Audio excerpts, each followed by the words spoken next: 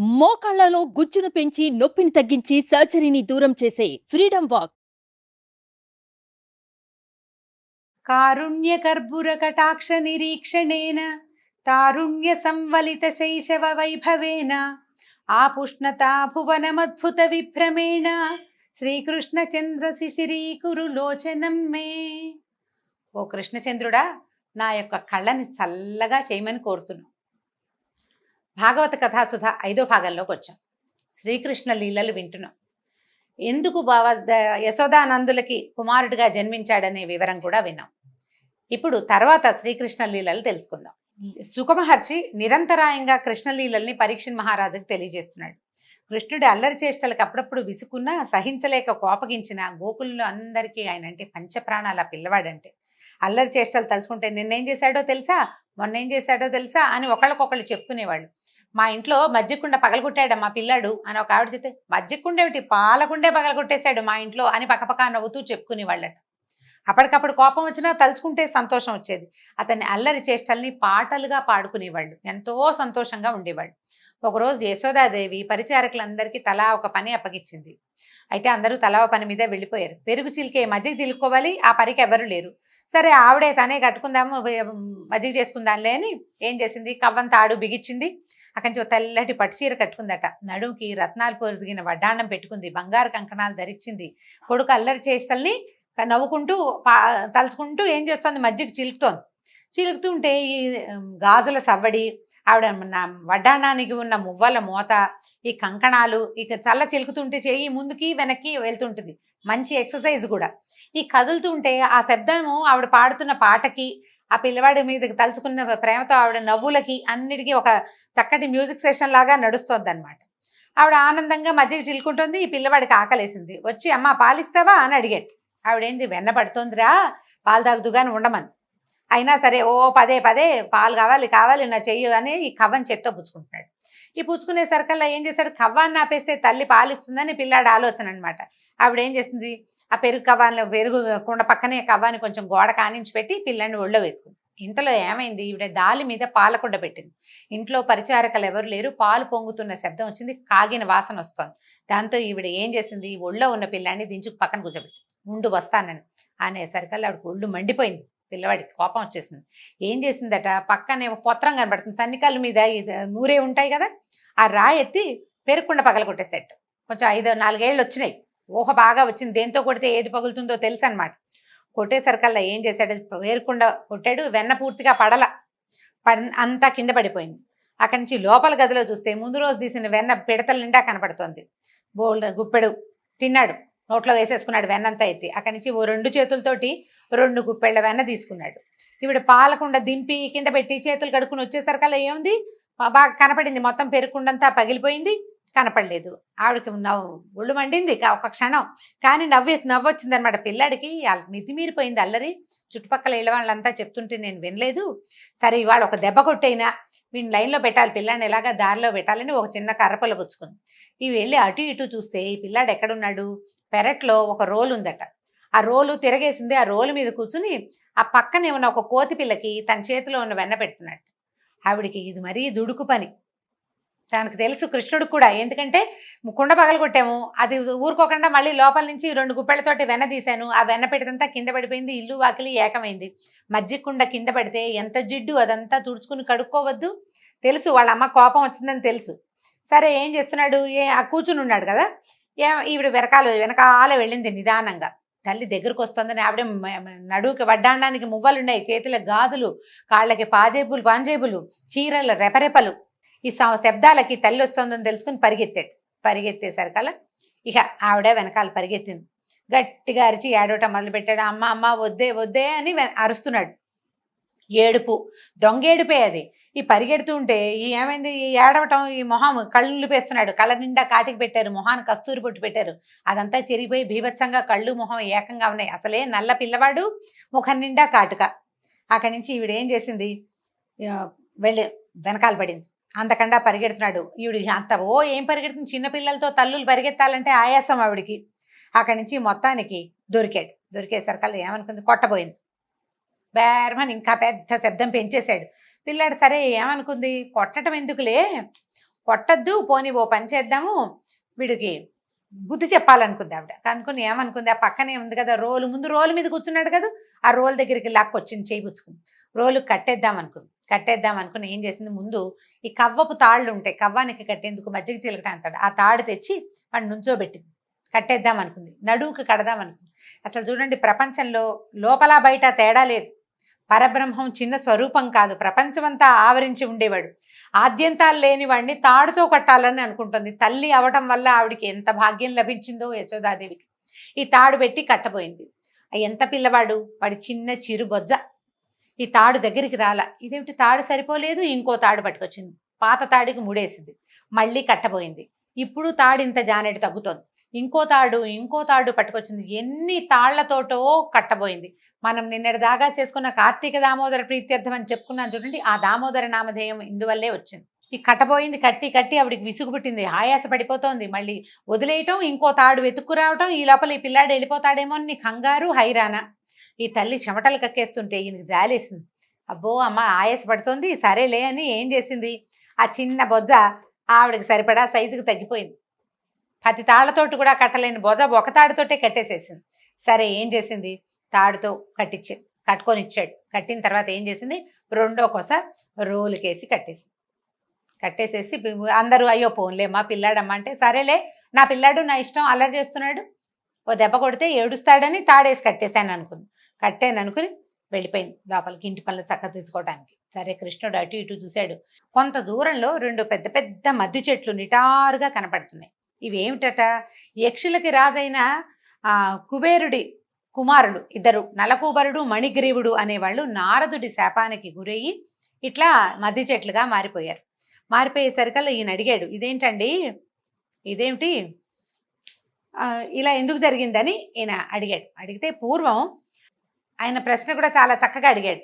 కుబేరుడు శివుడు అనుచరుడు, కుబేరుడు కుమారులు కూడా శివుడు అనుచరులే. ఎందుకంటే కుబేరుడు మనం చూడండి, శివుడు లక్ష్మీకారకుడు, ఐశ్వర్యదాయకుడు అంటాం. ఐశ్వర్యం ఎవరి వల్ల వస్తుంది, ఐశ్వర్యం అంతా ధనం అంతా ధనపతి కుబేరుడు. శివుడాజ్ఞ వల్లే కుబేరుడు మనకు ఐశ్వర్యాన్ని ఇస్తాడు. అంటే కుబేరుడు శివుని యొక్క గణాలలో ఒకడు, అంతే కదా. ఇప్పుడు అతని కుమారులు శివగణంలోనే ఉంటారు వాళ్ళు కూడా. మరి అలా ఉన్నప్పుడు వాళ్ళకి నారదుడు ఎందుకు శాపం ఇచ్చాడు అని పరీక్షిన్ మహారాజు సుఖ మహర్షిని అడిగితే ఆయన ఏం చెప్తున్నాడంటే, వీళ్ళకి ఏంటంటే నిజంగానే వాళ్ళు శివభక్తులు, శివుని సేవకులే, కానీ వాళ్ళకి తండ్రి ఐశ్వర్యం చూసుకుని తమంతటి వాళ్ళు లేరని ఒక గర్వం. ఏ తప్పు చేసినా చెల్లిపోతున్నానే. ఇప్పుడు కూడా మనం అలాంటి వాళ్ళని చూస్తుంటాం. తండ్రుల ఐశ్వర్యం పిల్లలకి గర్వకారణంగా ఉంటుంది. అందులో తమ ప్రతిభాపాఠవాలు ఏమీ లేకపోయినప్పటికీ నేనెవరో తెలుసా అని ప్రశ్నించే వాళ్ళు బోల్డ్ మంది కనపడతారు, కోకొల్లరు. ఇప్పుడు ఉన్నదంతా అదే మనకి ప్రజ. అయితే వీళ్ళు ఏం చేశారు, బాగా మద్యం సేవించి కొందరు అప్సర స్త్రీలను వెంట పెట్టుకుని కైలాస పర్వతం మీద ఉన్న ఉద్యానవనాల్లో స్వేచ్ఛగా విహరిస్తూ ఉండేవాళ్ళట. అయితే వాళ్ళని అనుసరించి వచ్చిన ఆడపిల్లలు ఇద్దరు బాగా, ఇంకా ఇద్దరే కాదు ఇంకా చాలామందే ఉండుంటారు, బాగా ఉత్సాహపరిచిన కొద్దీ విపరీతంగా మద్యం సేవించి ఒళ్ళు తెలియని స్థితిలో ఈ జలక్రీడలు ఆడడానికి ఈ మందాకిని నదిలోకి వెళ్ళారు. గంగానది అనమాట, స్వర్గంలో ఉన్న గంగానదికి వెళ్ళి ఏం చేస్తారంటే నగ్నంగా దిగారట. గంగానదిలో దిగేసరికి స్త్రీలు కూడా, వాళ్ళతో ఉన్న అప్సరసలు కూడా ఈ యక్షకుమారులను అనుసరించి వాళ్ళు కూడా వస్త్రాలు వదిలేసి వివస్త్రాలుగానే నదిలోకి దిగారు. అందరూ స్వేచ్ఛగా జలకాలాడుతున్నారు, ఒళ్ళుపై తెలియని స్థితిలో ఉన్నారనమాట. దేవర్షి నారదుడు ఆ వైపుగా వస్తూ కనపడేసరికల్లా ఈ చాలా దూరంలో ఉండగానే స్త్రీలు గమనించారు నారద మహర్షిని. కంగారు పడుతూ గట్టుకు వచ్చేసి వస్త్రాలు ధరించి నారదుడికి నమస్కరించారట. మద్యం మత్తులో ఉన్న నలకూబరుడు మణిగ్రీవులు మాత్రం అసలు నారదుడు సమీపిస్తున్న నగ్నంగానే ఉండిపోయారు. అత్యంత హేయమైన స్థితిలో ఈ యక్షకుమారులను చూసి ఈయన జాలిపడ్డాడు, వాళ్ళ మీద కోపము వచ్చింది, జాలిపడ్డాడు, వాళ్ళని అనుగ్రహించాలనుకున్నాడు. ధనమదం ఎంత బలమైంది. ధనగర్వంతో ఉన్నవాళ్ళు తాము తుచ్చమైన విషయాలని కూడా నిస్సంకోచంగా నిత్యము అనుభవించడానికే ఈ లోకంలో పుట్టామని అనుకుంటారు. వీళ్ళకి మద్యము, స్త్రీలు, జూదం తప్పితే జీవితానికి ఇంకో ప్రయోజనం ఉన్నట్టు తోచదు. మన డబ్బుతో ఎంత గొప్ప పని చేయొచ్చో తెలియదు, అనుభవించడం ఒకటే తెలుస్తుంది. పాపం పాత కథల్లో కూడా ఇలాంటిదే ఉందండి, ఇవాళదేం కొత్త కాదనమాట. కొందరికి గొప్ప వంశంలో పుట్టామనే గర్వం ఉంటుంది, మరికొందరికి సౌందర్యం గొప్ప, ఇంకొందరికి బలం ఉందని గర్వం. అయితే మానవుణ్ణి ధనగర్వం పాడు చేసినట్టుగా ఇతర గర్వాలు పాడు చేయవు. డబ్బు ఒకటి ఉంటే చాలు వాడికి ఎంత ఒళ్ళు తెలీదో. ధనగర్వంతో మిడిసిపడేవాడికి ఇంద్రియాలు వాడి వశంలో ఉండవు. దానికి తోడు యవ్వనంలో ఉంటే తనకు మరణము ఉండదు, వృద్ధాప్యం ఉండదు. నమ్మరు, రేపొద్దున ముసలితనం వస్తుంది, మరణిస్తాము లాంటివి అసలు తట్టదనమాట. మాయ అట్లా ఉంటుంది, డబ్బు మాయ. శరీరమే తానని, ఇదే శాశ్వతమని అని అనుకుంటారు. అని అనుకుని ఏం చేశాడంటే ఈయన, వీళ్ళు ఈ దేహమే నేను అని అనుకునే ధనమదాంధులు ఈ యక్షకుమారుల్లాగానే అంటే ప్రవర్తిస్తారు. ధనమదంతో కళ్ళు మూసుకుపోయిన వాడికి కళ్ళు కనిపించేలాగా చేసే దివ్యాంజనం ఏంటంటే దరిద్రమే, వాడికి ఏమీ లేకుండా చేసేయాలి. అందుకని ఏం చేశాడు ఈయన, ఈ వస్త్రాలు ఉన్నాయో లేవో కూడా తెలీదు వీళ్ళ డబ్బు కొవ్వుతోటి అని చెప్పి ఏం చేశాడంటే వీళ్ళని వస్త్రాలు అవసరం లేని వృక్షాలుగా మారిపోండ్రా మీరు అని శపించాడట. శపించినా వాళ్ళు వృక్షాలుగా మారినా కూడా వీళ్ళకి ఆలోచించే శక్తి ఉంటుంది, పూర్వజన్మ స్మృతి పూర్తిగా ఉంటుంది. అనుక్షణం పశ్చాత్తాపంతో దహించుకుపోయి దోషం పోగొట్టుకుంటారు, తర్వాత అయినా తప్పులు చేయకుండా ఉంటారని శపించాడు. శపించి ఎలా చెప్పాడంటే 100 దివ్య సంవత్సరాల తర్వాత వసుదేవుడనే యాదవరాజుకి కుమారుడిగా కృష్ణుడనే నామధేయంతో శ్రీమన్నారాయణుడు భూలోకంలో అవతరిస్తాడు. అతను సమీపించగానే వీరు శాప విముక్తులవుతారని మనస్సుతోటే శపించాడట. వెంటనే ఈ నలకూబరుడు మణిగ్రీవుడు ఇద్దరు నందవ్రజంలో ఉండే ఎక్కడైతే వీళ్ళు రాబోతారో తర్వాత 100 దివ్య సంవత్సరాల తర్వాత అనమాట, అప్పటిదాకా ఈ మద్ది చెట్లుగా మారిపోయి అక్కడ ఉండిపోయారు. అంటే ముసలి చెట్లు, 100 దివ్య సంవత్సరాల వయసు ఉంది ఆ చెట్లకి. అక్కడ ఈ నారదుడు శ్రీహరి భక్తుల్లో ప్రముఖుడు కదా, ఆ భక్తుడి మాట నిజం చేయాలని పూనుకుంటాడు భగవంతుడు. భక్తుడు ఏదంటే అది నిజం చేయటమే ఆయన పని. ఏం చేశాడు, పొట్ట కట్టిన రోల్ని కష్టపడి ఈడ్చుకొచ్చాడు. 4 ఏళ్ల పిల్లాడు రోలు లాగాడు. ఏం చేశాడు, మెల్లిగా జంట మద్ది చెట్ల దగ్గరికి వెళ్ళాడు. ముందు ఏం చేశాడు, తను దూరాడు ఆ 2 చెట్ల మధ్యలోకి. దూరిన తర్వాత ఈ రోలు ఇట్లా నిలువుగా ఉంది కదా, దాన్ని అడ్డంగా లాగాడు. అడ్డంగా లాగడానికి ప్రయత్నం చేశాడు. ఎట్లా కనపడింది అది, చిన్నవాడు కాబట్టి చెట్ల మధ్యలో ఉన్న చిన్న సందులోంచి దూరిపోయాడు, చిన్నపిల్లవాడు కాబట్టి. ఈ అడ్డంగా పడి ఉన్న రోలు దూరడానికి సందు సరిపోలా, లేత బొజ్జ మీద ఉన్న తాడు బిగుసుకుపోయింది. గట్టిగా లాగాడట. లాగేసరికల్లా కృష్ణుడికి ఏం కాలేదు, కానీ ఆ రోలు కలిగించినటువంటి ఒత్తిడికి 2 మహావృక్షాలు ఫెళమని పెద్ద శబ్దం చేస్తూ కూలిపోయినాయి. కూకటి వేళ్లతో సహా కూలిపోయినాయట. ఈ చెట్లలోంచి నలకుబరుడు మణిగ్రీవుడు ఇద్దరు తమ దోషాలు తొలగి గొప్ప కాంతితో వెలిగిపోతూ పైకొచ్చారు. వాళ్ళిద్దరూ కృష్ణుడిని స్తుతించి, మహానుభావ, నీ వల్ల మాకు ఇక్కడి నుంచి ఈ మానవ లోకం నుంచి విముక్తి లభించింది, ఇక ముందు ఇలా గర్వంతో మదించిపోయి ఉండము, మా బుద్ధి తెలుసుకున్నామని ఆయనకి అపరాధాలు చెప్పుకుని వెళ్ళిపోయారు. అయితే ఈ చెట్లు పడిన శబ్దం గోకులం అంతా వినపడింది. ఎక్కడో ఏదో పడిందన్నారు, పెద్దవాళ్ళంతా పరిగెత్తుకొచ్చారు. 2 మహావృక్షాలు పక్కపక్కనే పడిపోయినాయి. వాటి మధ్యలో ఉన్న కృష్ణుడు పొట్ట కట్టిన రోలుని లాగడానికి ప్రయత్నిస్తున్నాడు. రోలు ఇంకా చెట్లకు అవతలే ఉంది, పిల్లాడి ఇవతలున్నాడు, లాగుతున్నాడు. చెట్లు ఎందుకు పడిపోయాయి, వాటి మధ్యలో నుంచి ఈ పిల్లాడు ఎట్లా వచ్చాడు, ఇంత చెట్లు పడిపోతే ఈ పిల్లాడు ఇంకా నవ్వుమొహం పెట్టుకుని రోల్ లాక్కుంటున్నాడు, భయపట్టల్లా, భయం లేదని అందరూ ఆశ్చర్యపోయారు. అక్కడ దూరంగా ఆడుకుంటున్న పిల్లలు ఏం చెప్పారంటే, కృష్ణుడు రోల్ ఈడ్చుకుంటూ వెళ్ళాడు, ఆ సందులో రోల్ పట్టలేదు, వాడేమో బయటకు వచ్చేసాడు, ఆ రోల్ లాగాడు, అంతే చెట్లు పడిపోయినాయి, తర్వాత 2 మనుషులు వచ్చారు అక్కడికి అని చెప్పారు.